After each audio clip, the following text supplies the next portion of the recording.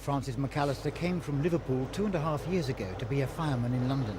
For the last 6 months he'd been one of the 13 members of Red Watch at central London's Manchester Square fire station. He always attended Liverpool matches whenever he could, Station Commander Bob Atwood recalled. And as someone who normally saves life, it was a particularly bitter irony that he was one of the 94 people who died on Saturday. He was a very keen football fan. And the fact that he's gone up there and died in this tragic way is the station's numb. What was the immediate reaction when people here heard about it? Well, we were first told very early Sunday morning by his family, by telephone, and people really, they just didn't know what to do.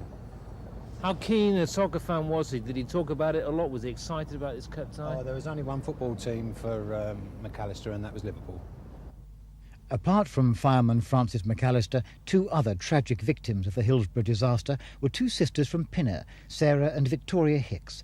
Both Sarah, who was 19, and Victoria, who was 15, came to Haberdashers' Aske's School for Girls in Elstree when they were 11.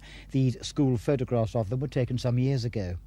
Sarah left last year to read chemistry at Liverpool University. Victoria would have been taking her GCSE exams later this term.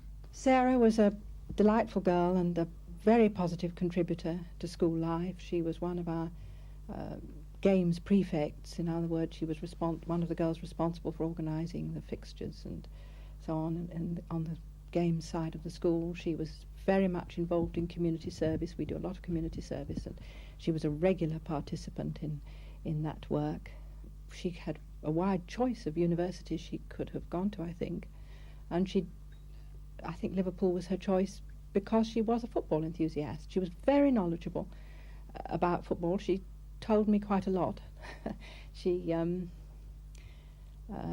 a lot about the players and about the game and about the clubs, unusually so for a girl. Victoria was younger. Victoria was 15, and she was working very hard for her GCSEs, which start almost immediately this term. She was a very well-liked girl, very, very sensitive, rather gentle, and very, very popular figure, and the girls, her friends and her form, will miss her very much.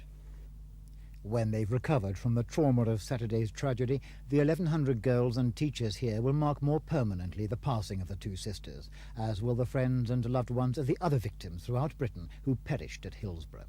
Christopher Rainbow for Thames News.